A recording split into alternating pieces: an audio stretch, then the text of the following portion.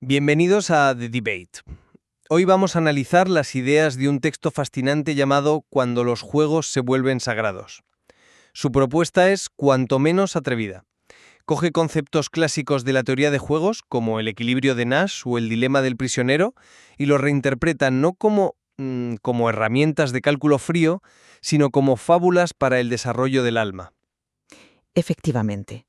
La idea central es que hay dos formas de jugar. Una es la estrategia muerta, que es, el puro cálculo racional y egoísta que todos conocemos.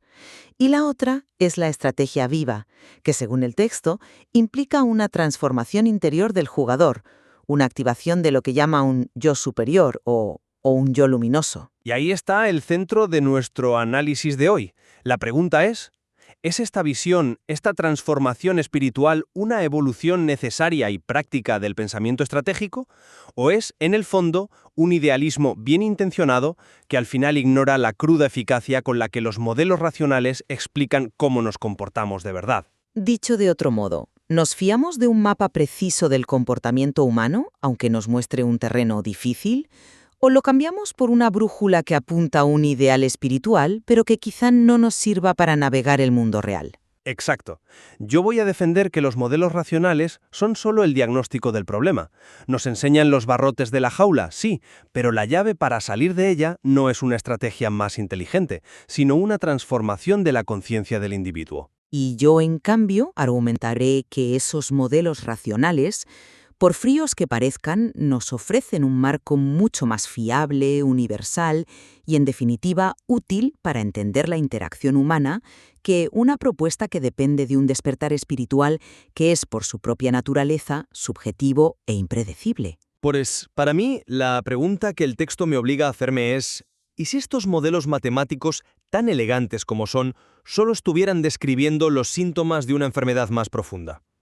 A ver, el texto parte de que las estrategias clásicas solo describen la forma del problema. Tomemos el famoso equilibrio atrapado de Nash. Para quien no lo conozca, es esa situación frustrante donde cada uno toma una decisión que es lógica individualmente, pero que lleva un resultado malo para el grupo. El ejemplo clásico es el del concierto. Si una persona se levanta para ver mejor, obliga a la de atrás a levantarse y al final todos están de pie, incómodos y sin ver mejor que antes. Nadie se atreve a ser el primero en sentarse. Ahí lo tenemos. Un equilibrio, pero uno del que todos querrían salir. Una descripción perfecta. El texto dice que la forma es nadie puede mejorar su situación actuando solo. Pero la esencia del problema, la raíz, es el miedo. Miedo a perder, miedo a ser el tonto que se sienta y no ve nada. El material lo define con gran acierto como un problema del yo inferior, esa parte de nosotros egoísta y temerosa. Por tanto, la solución no puede ser meramente estratégica. No se trata de coordinar mejor con señales y pactos, sino de transformar al jugador. Por eso propone ideas como el sacrificio consciente. En la fábula, una golondrina decide sentarse primero, no por debilidad o ingenuidad, sino por una fuerza interior que nace de su yo superior. No es un acto irracional, es un acto de un nivel de conciencia más elevado que rompe el ciclo y libera a todos. La verdadera solución, por tanto, es interna. Aprecio la belleza de esa idea, de verdad. Pero la potencia de los modelos de la teoría de juegos reside precisamente en su capacidad para predecir resultados sin depender de que aparezca una golondrina iluminada. Es decir, funcionan en el mundo real, donde las golondrinas suelen pensar en sí mismas. Fíjate en el juego del respeto, o como se le conoce técnicamente, el juego del ultimátum. Vamos a explicarlo para que todos nos sigan.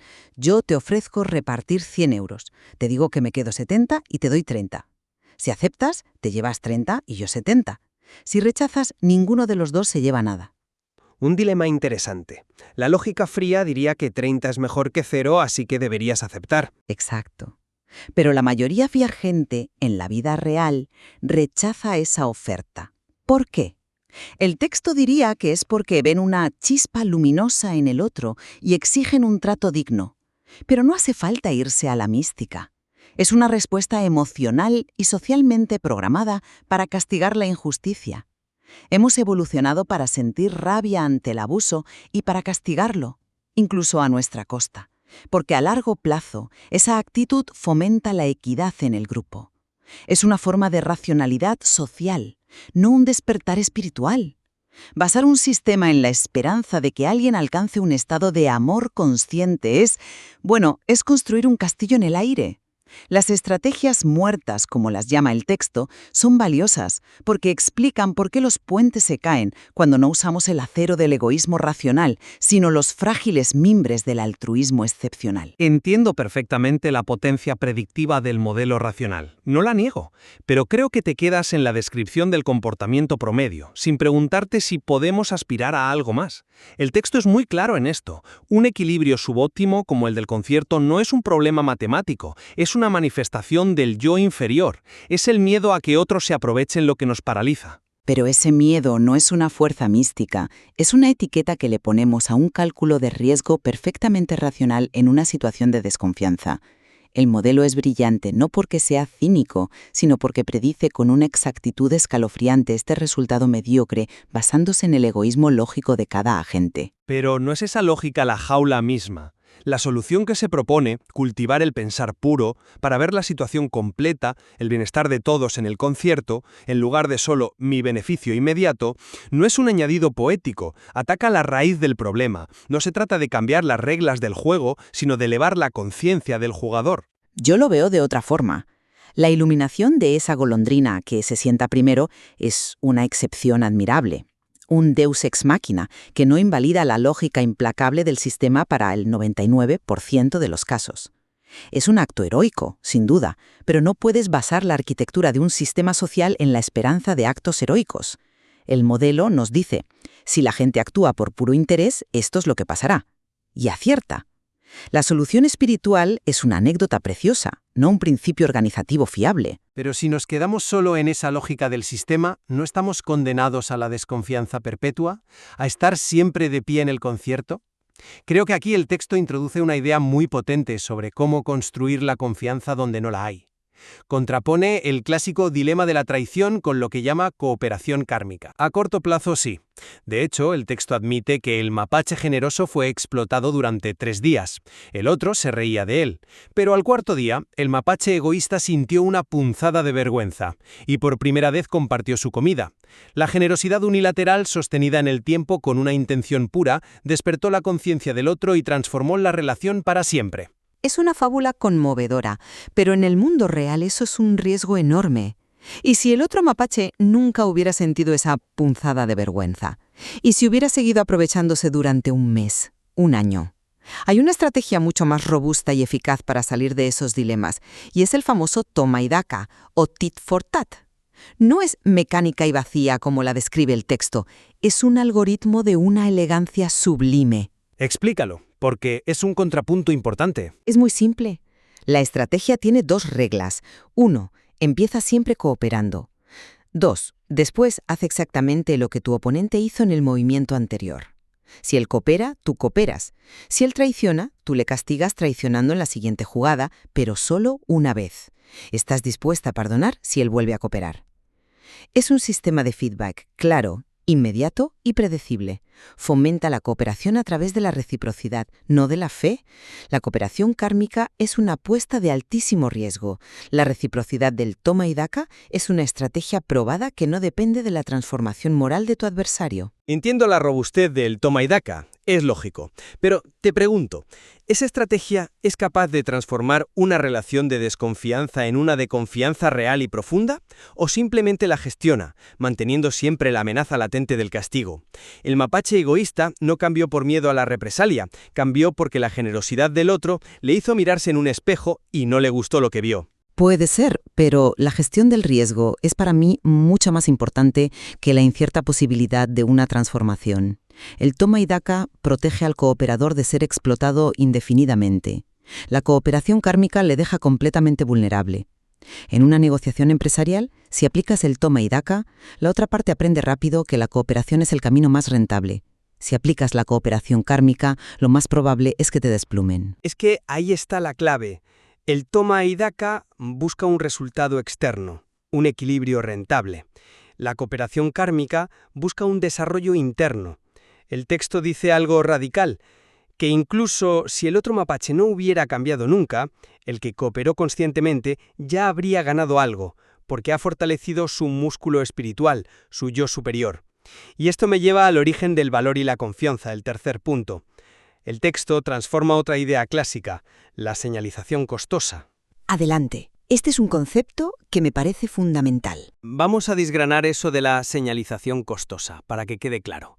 Básicamente, es la idea de que, para que una señal sea creíble, tiene que tener un coste para quien la emite. El ejemplo clásico es el pavo real. Su cola gigante y colorida es una señal para la hembra que dice: «Estoy tan sano y fuerte que puedo permitirme el lujo de arrastrar este estorbo inútil y llamativo para los depredadores». Como es costosa, es una señal honesta. Exacto. Y funciona igual en el mundo humano. Un título universitario de una institución de élite es una señal costosa de inteligencia y perseverancia.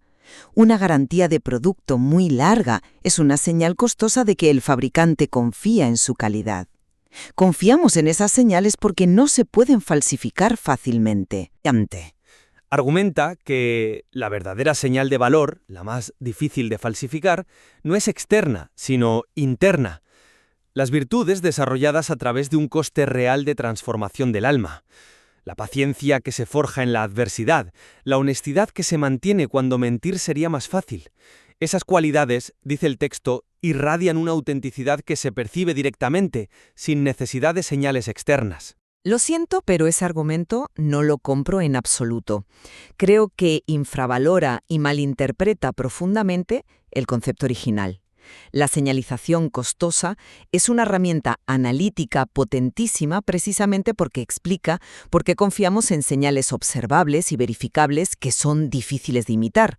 Descartar la cola del pavo real como mera apariencia es no entender su función biológica y social. La alternativa que propone el texto, esa supuesta capacidad de percibir la luz interior de otro, es completamente subjetiva y peligrosamente propensa al autoengaño y a la manipulación. ¿Cuántas veces hemos creído percibir la autenticidad de alguien que luego resultó ser un fraude? Nos fiamos de las señales costosas observables, como una reputación construida con años de acciones consistentes, porque juzgar la virtud interna de alguien es una tarea casi imposible y, francamente, muy poco fiable para tomar decisiones importantes. Pero una reputación también es el resultado de esas virtudes internas. El texto no dice que ignoremos las acciones, sino que la fuente última de la confianza es esa coherencia interna, que con el tiempo se vuelve palpable. Es la diferencia entre alguien que hace cosas honestas por cálculo y alguien que es honesto por naturaleza. Y esa diferencia, aunque sutil, se acaba notando. Quizá a largo plazo y en relaciones muy cercanas, pero para la inmensa mayoría de interacciones sociales y económicas, necesitamos atajos, heurísticas fiables. Y las señales costosas son eso. Confío en la cirujana con los títulos y la experiencia demostrable, no en la que me transmite buenas vibraciones o una supuesta autenticidad radiante. Reducir la base de la confianza a una percepción tan etérea me parece un retroceso, no un avance. Para mí, la conclusión es clara. Las estrategias racionales describen con una precisión admirable la jaula en la que nos encierra nuestro yo inferior, nuestro miedo y egoísmo.